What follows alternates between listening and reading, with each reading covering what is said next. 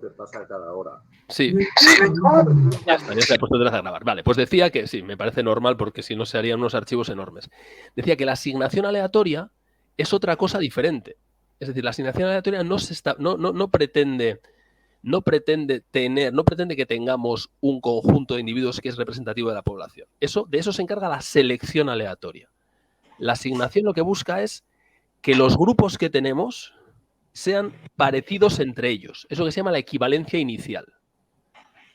Luego, como ya veremos más adelante, la selección aleatoria se está preocupando de la validez externa, de que nuestros individuos se parezcan a la población que pretendemos estudiar, validez externa, mientras que la asignación aleatoria se preocupa de la equivalencia inicial. Es decir, en nuestro ejemplo de los métodos de aprendizaje, que los niños a los que les vamos a dar el método tradicional y los niños a los que les vamos a dar el método novedoso sean grupos comparables, que tengan más o menos la misma edad, que haya la misma proporción de chicos y chicas, que haya la misma proporción el mismo reparto de coeficientes de inteligencia, que haya el mismo reparto de conocimientos previos en matemáticas, que haya un reparto similar en todas las características que puedan afectar a la variable dependiente. Eso se consigue mediante la asignación aleatoria. Y lo que está buscando, repito, es la equivalencia inicial de los grupos. Bueno, insisto, ya lo trataremos con más calma más adelante. Pero es importante desde el comienzo tener claro que selección aleatoria y asignación aleatoria son cosas diferentes. Bien, manipulación intencional de la variable independiente, efectivamente, eso es algo característico de los experimentos. Yo manipulo, yo decido, mira, a ti te voy a dar el tratamiento A y a ti el tratamiento B. Y controlamos las variables extrañas.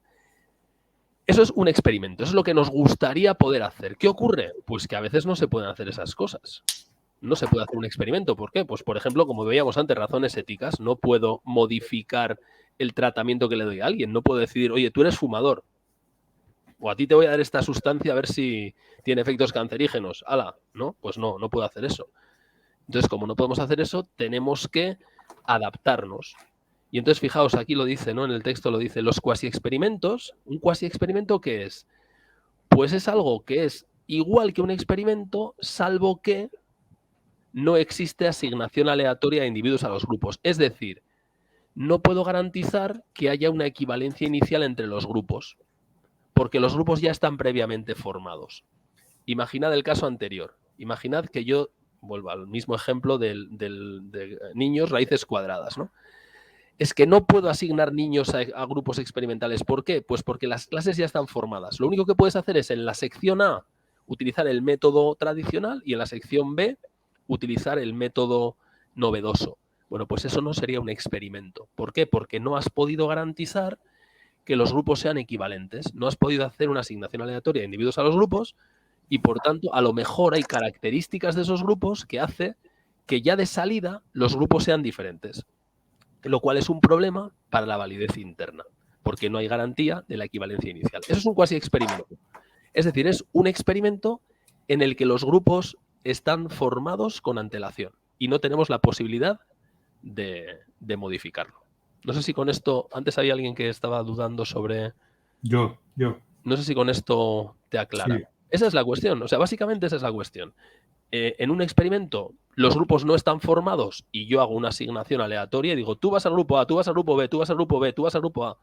Y eso garantiza que hay equivalencia inicial, mientras que en un cuasi experimento yo como investigador no tengo la capacidad de modificar eso. Me dan los grupos ya hechos. Y esto es una cosa que ocurre muchas veces. Es decir, yo cuando he hecho alguna investigación en mi ámbito de trabajo y, por ejemplo, bueno, pues en intervenciones en colegios, etcétera, ¿no? Enseñando, viendo cómo distintos métodos de enseñanza pueden afectar. Bueno, en este caso era una cuestión sobre lo diré, cómo las alumnas tienen dificultades adicionales con las asignaturas cuantitativas, etcétera. Una cuestión de estas, ¿no? Género y ansiedad matemática en mujeres, fundamentalmente, ¿no? Bueno, y entonces cuando vas a hacer un tipo de intervención de este estilo, tú vas al colegio y el colegio no te permite hacer una asignación aleatoria de individuos a tratamientos. Te dice, oye, chaval, mira, las clases son estas, bastante que te hemos dejado entrar aquí a lo que tú quieres hacer, o sea que la sección A y la sección B. Y ahí ya estamos, y no hay más, no te permito hacer nada más. Luego es muy típico que no puedas hacer un experimento, que te tengas que limitar a una situación cuasi experimental. ¿Vale? Es decir, Perdona, la realidad es entonces, perdona, una pregunta, sí, Juan. dime. Yo vuelvo con el mismo lío que me montó la tutora. Entonces, ¿se puede considerar que cuando la asignación es aleatoria, es un cuasi experimento siempre? No, cuando la asignación es aleatoria, estás ¿Sí? cumpliendo la condición para decir que eso es un experimento de pleno derecho. Vale. Cuando es aleatoria. Cuando es aleatoria, cuando tú has tenido la capacidad de formar los grupos aleatoriamente y, por tanto, garantizar la equivalencia inicial, es decir, que el grupo A y el grupo B son perfectamente comparables, entonces esa es una situación deseable, es una situación que llamamos experimento. Vale. La situación no deseable es cuando tú no tienes esa capacidad, sino que a ti te dicen, oye, los grupos son estos, ya están. El grupo A va a ser este y el grupo B va a ser este. ¿Y por qué? Pues porque es lo más cómodo, porque son secciones que ya están formadas, porque no podemos reorganizar las clases, por lo que sea. El grupo A es este, de Abad hasta González, y el grupo B es desde Jiménez hasta Zuzón. Pues ya está. Pues los grupos están formados y, por tanto, eso es un cuasi experimento. Y no hay más que hacer. ¿Y qué problema tiene? Pues que a lo mejor resulta que desde Abad hasta González pues han tenido una experiencia previa con un profesor que les ha dado matemáticas antes y les ha explicado maravillosamente cómo hacer raíces cuadradas, mientras que los de Iván de Gutiérrez hasta Zubimendi pues han tenido un profesor que no les ha explicado bien. Y entonces los grupos podrían ser no equivalentes.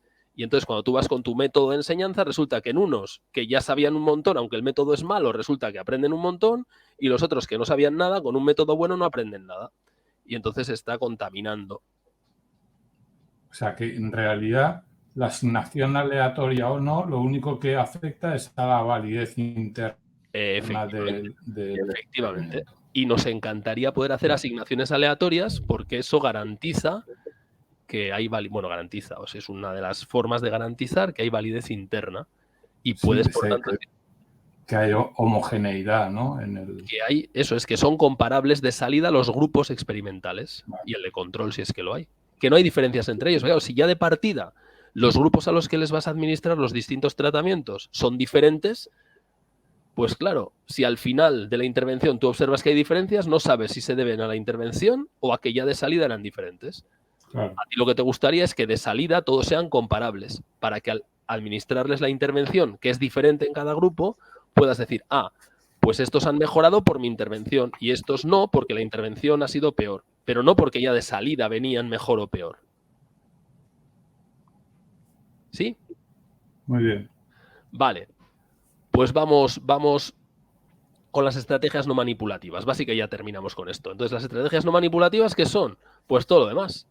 Es decir, todo el resto de cosas que se pueden hacer. Aquí no hay una intervención por parte del investigador. El investigador no hace nada más que ir y mirar. Es lo que decimos aquí, ¿no? En ocasiones no es posible manipular las variables. No se puede. En ese caso, ¿qué haremos? Pues seguir lo que se llama un diseño de selección de valores. Bueno, aquí nos cuentan una historia de que las variables ya no se llaman dependiente e independiente, sino que se llaman predictora y criterio. Bueno, es una especie de... En realidad, yo en lo que he trabajado, y he trabajado en esto bastante tiempo, estos nombres se usan muy rara vez. Yo creo que la terminología independiente-dependiente es la que usamos siempre. Pero bueno, pues echadle un vistazo. Aquí nos dicen fundamentalmente que la variable independiente ahora la llamaremos variable predictora. Bueno, pues vale, es la que explica la otra. Y a la dependiente la llamaremos variable criterio o pronóstico. Bueno, pues muy bien. ¿Dónde está el problema de estos diseños? Pues como son observacionales, como son no manipulativos, es que pierdes de las tres condiciones de John Stuart Mill, pues pierdes las tres. ¿Por qué? Porque tú vas a ver una realidad y no sabes si la variable presuntamente independiente ha ocurrido antes o después de la dependiente. Con lo cual, la primera condición te la pierdes. La segunda condición, que es la relación entre la V y la VD, esa más o menos sí la puedes ver, por si hay correlación o hay asociación. Pero el control de las variables extrañas también te lo pierdes. Con lo cual, de las tres condiciones que planteaba John Stuart Mill, las que teníamos aquí arriba, esta se nos va al traste, no sabemos si la causa precede al efecto. Esta se nos va también, no somos capaces de desechar las demás causas porque hay variables extrañas influyendo que no podemos controlar y la única que podemos controlar es esta. Y por eso, porque lo único que hacemos en este tipo de situaciones es analizar la correlación a este tipo de diseños se les llaman estudios correlacionales, método correlacional, porque está muy bien puesto el nombre. La única cosa que se hace con este tipo de estrategias, las no manipulativas, es verificar si efectivamente X e Y, no quiero llamarla ni variable independiente y variable dependiente, si dos variables están correlacionadas o no, es decir, si evolucionan de forma pareja o no. Y a partir de ahí, pues poco más se puede hacer, porque una estrategia no manipulativa no da para más. Y entonces nos dicen, bueno, pues que hay 3 diseños, que ya los veremos, hay un capítulo para cada uno de ellos, los que llamamos ex post facto.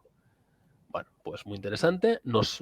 Tenemos un capítulo entero para hablar de las encuestas, del método de la encuesta, de una población se pueden obtener muestras representativas, y finalmente la observación, que es otro método para ver cómo se comportan los individuos en una situación natural.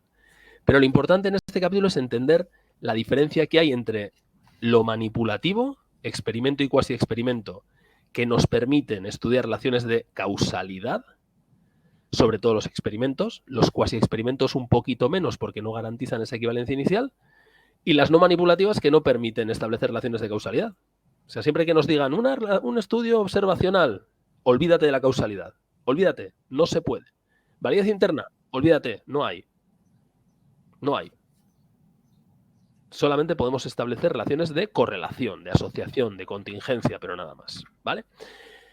Y para terminar el capítulo, pues bueno, hacen una apuesta por, efectivamente, pues por tomar lo mejor de los dos mundos y decir, mira, pues en ocasiones se puede mezclar lo cualitativo y lo cuantitativo y seguir un método mixto. ¿Cómo? Pues iniciando con un estudio cualitativo inicial que nos permita tomar decisiones y una planificación más o menos de lo que vamos a hacer, y después, ya con las cosas más claras, diseñar una investigación de tipo más cuantitativo, nomotética, etcétera, etcétera. Y ya está. Y esto es básicamente el primer capítulo. No tiene más historia. Comentarios, preguntas, sugerencias.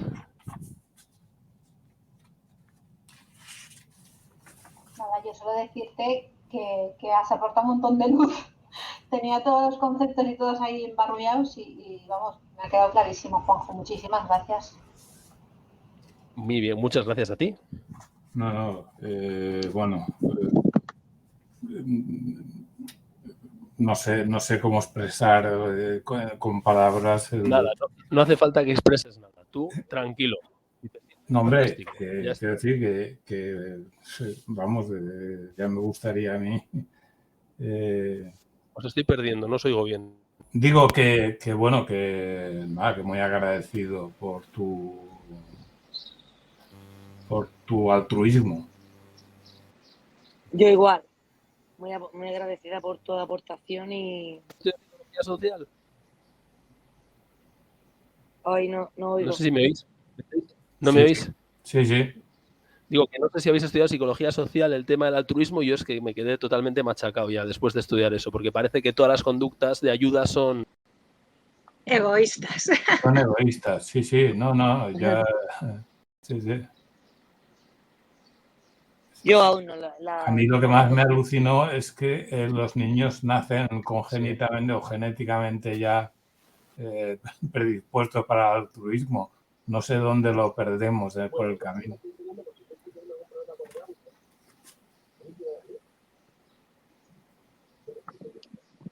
Por mi parte, muchísimas gracias, Juanjo. Muchísimas gracias. Si estás hablando, no se te oye. No se le oye.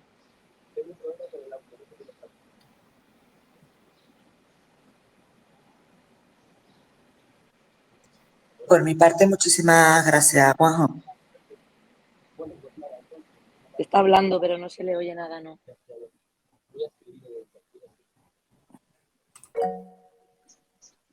Juanjo, ¿dónde Juanjo, has tocado? no se te oye. No se te oye. Pobrete. Juanjo, problemas técnicos. Me falla el micro. Me falló el micro. Bueno, le ha sobrado todo lo demás. Sí, muy agradecido. Encantado de ver un momentito, compañero. ¿Dónde se cambia el nombre que me ponen Me? Y yo no soy Me, yo soy Isa. Pues a mí me ha salido automáticamente, ¿eh? En configuración. Cuando entras, te pide el nombre. Tú pones el nombre Vale, vale. Es que yo soy Isa y me pone me y digo, vale, muchas gracias. De todas maneras, abajo hay 3 puntitos al lado del teléfono colgado, que en configuración seguro que hay Sí, ahí lo puede cambiar. Sí. en el perfil, Ajá. exacto, ahí, en ajustes, Sí, sí, lo ves bajo, pinchas los tres sí, puntitos horizontales, te sí. sale dispositivos, perfil, y ahí pone configurar tu nombre para mostrar. Ajá, vale, vale. ¿Vale? Muchísimas gracias. Bueno, la próxima clase, ¿cuándo es? Pues eso sería importante para no estar El pendiente jueves. de... El jueves que jueves. viene, fundamentos. Fundamento. El jueves que viene, fundamento, a la misma hora. ¿A la Sí, misma hora? es Sí. a la misma hora. Ahora, Juanjo, Ahora, ahora. ahora. A la, ¿Veis? Ahora sí, ¿no? Sí. a Vale, la podía entrar misma con el hora móvil. es. Sí, la idea es repetir el jueves que viene a la misma hora con el capítulo 2. Perfecto. ¿Os Vale. parece bien? Muy bien. Y para los que estéis interesados, tengo aquí al perro que me está lamiendo para salir ya a la calle. Digo, es al perro ya que no aguanta. Digo que Hoy- para los que estéis interesados también, el lunes haríamos lo mismo con el primer capítulo de introducción al análisis de datos. ¿No era el Para los que martes? estéis interesados. ¿Vale? ¿No era el martes? Lo vamos Juanjo? comentando en el grupo, ¿de acuerdo? Yo no sé si apuntarme, Juanjo, porque a mí me la han convalidado porque la hice hace 45 años. Pues nada, ni se te ocurra. Bueno, lo que tú quieras, vamos. No, ni psicometría, que también, ni estadística, que me las han convalidado. Joder, qué suerte, Sí. qué Bueno, suerte. Venga, Yo venía del plan de estudios de matemáticas y no había convalidación directa. no, yo O sea, ¿qué venía, quieres que te bueno, cuente? yo estudié hace 45 años psicología, pedagogía y ciencias de la educación. Pues fíjate tú, qué suerte has tenido. Muy bien, pues hacemos eso, ¿vale? Si os parece bien, pongo los vídeos en el grupo, los compartimos en el grupo y nos vemos el lunes. O el lunes o el jueves, como queráis. ¿Vale? muchísimas Gracias. Muchas gracias. Gracias. Bueno, Venga, nos vemos. Agur. Adiós. Adiós. adeu. Gracias y un saludo a todos. Buen día. Un saludo, buen día. Chaito. Buen día.